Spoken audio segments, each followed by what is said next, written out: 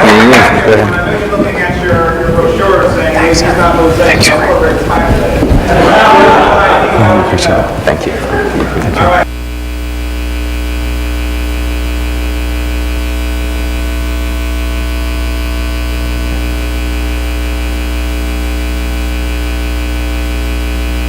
Just want to make sure. Okay, is it on now? Am I good? Hello? All right, I think I'm on now. Okay, fantastic. So if you look in your panel, we have 4 more speakers.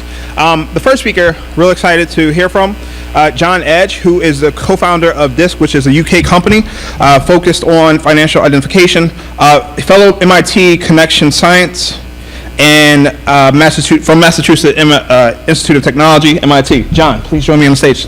Let's give a round of applause for John.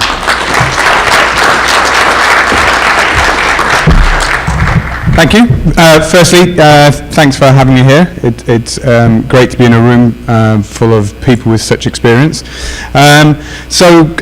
Quick scene set. I'm the token Brit in the room.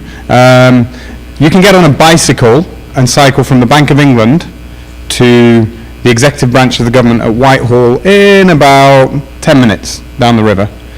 You can then get on the tube, the Jubilee line, down to the regulator in about 10 minutes.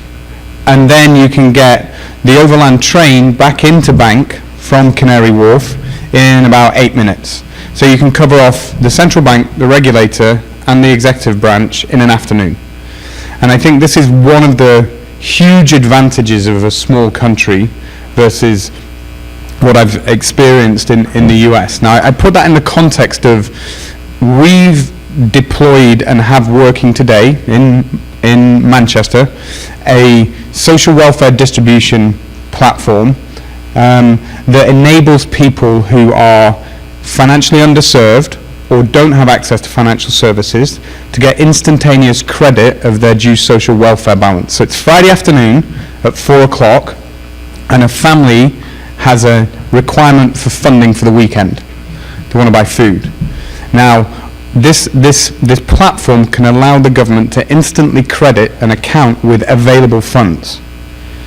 The problem on that Friday afternoon for the existing system is it can take 3 days to clear, which means that about 6 o'clock, when the kids aren't going to eat, I'm going to a payday lender.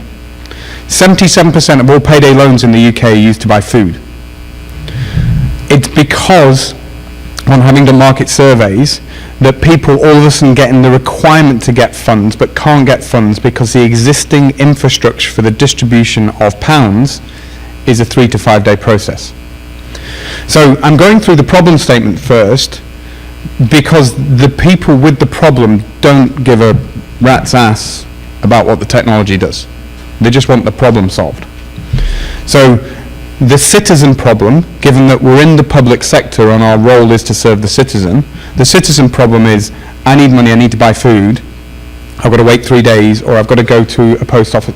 Now, the government problem is we have £179 billion that we send to 20 million people every year, and in fraud, error and waste, we lose about £5 billion.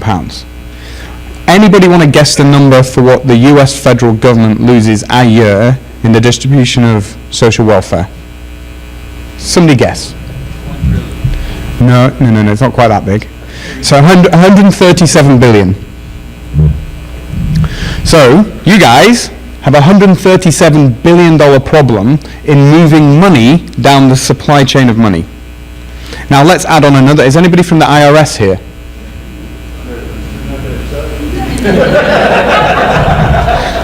I'll give you that one. SIRF, Stolen Identity Refund Fraud, $32 billion.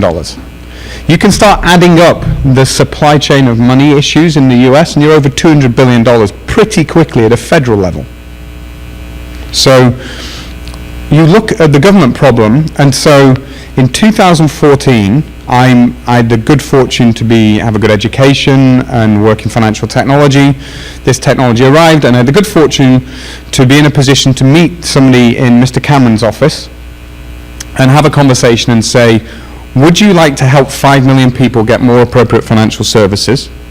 And would you like to save £5 billion a year? What's the risk? Well, we've got no idea if it'll work. So what we then got was a pass from the Prime Minister's office to go to the regulator, and this was the start of the FCA sandbox, that we now have this platform to talk with the regulator. And what we hypothesized was, if somebody's got a phone and they can have a digital wallet with a Bitcoin in it, why can't they have a digital wallet with a pound in it?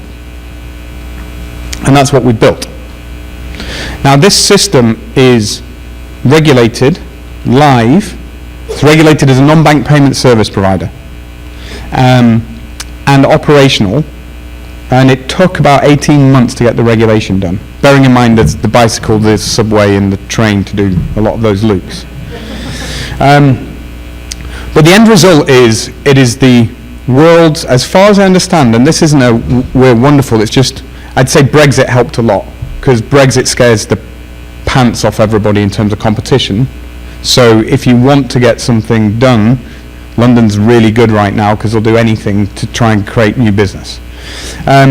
It's the world's first deployment of government funds moving directly to citizen, leveraging distributed ledger technology. It works. You know, the main message for me today is it actually works. Now, there are some problems, but it does work. We also had a mandate that the citizen has to have choice. So there's a companion card, it's a prepaid card, it's a Visa MasterCard. Because if you go in and try and use it and the merchant doesn't accept it, you need choice, and you also need to be able to get cash out. So there's 3 forms. So the citizen can choose the instantaneous network, Visa MasterCard, or cash. What we found absolutely fascinating was that the citizens liked using the network because they had absolute certainty of how much money they had and when they had it.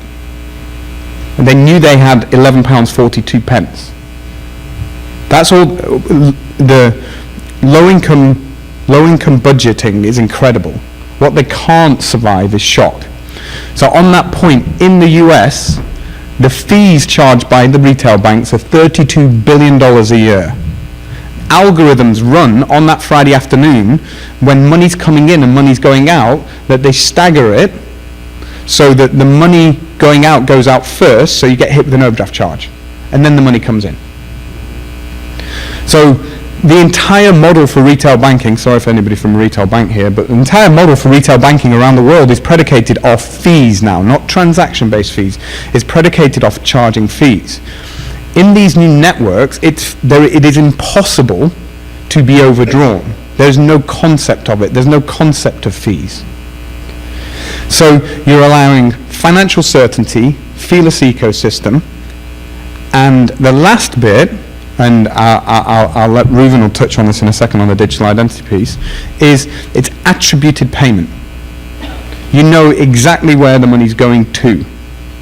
So, problem statement, single mother gets the cash, estranged boyfriend beats her up, takes the cash, kid's starving. That happens a lot more than you'd think.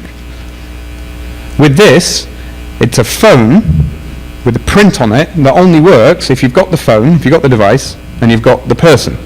It makes the friction of appropriating the funds harder, because you'd have to go into the store, physically abuse your ex-girlfriend, and force that. It makes it harder.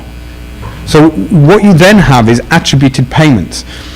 This is all demonstrated in a microcosm in the UK. The fraud, error and waste on international distribution of funds out of the US, which is around $50 billion a year, is estimated between 20 and 40%. So the money goes out, you haven't got a clue where it goes, you haven't got a clue who's using it, and you get a report 3 months later. So the implications for the global economy are roughly around $1 trillion a year in savings if we can get these systems out. And so what I'm proud that we've managed to do in the UK is get it regulated and working and in the hands of citizens. What we have to do is work out who to work with, how to work with, to do similar in the US because the numbers are staggeringly big here. So I'd welcome any conversations. We are a small company that partners with big companies. But it is, if you ever sat in a room somewhere and somebody goes, well, this blockchain stuff, is anybody actually really doing something? You can say, there's a company in the UK that's moving the government's money to citizens to solve for financial inclusion and losing an awful lot of money, and it works. Thank you very much.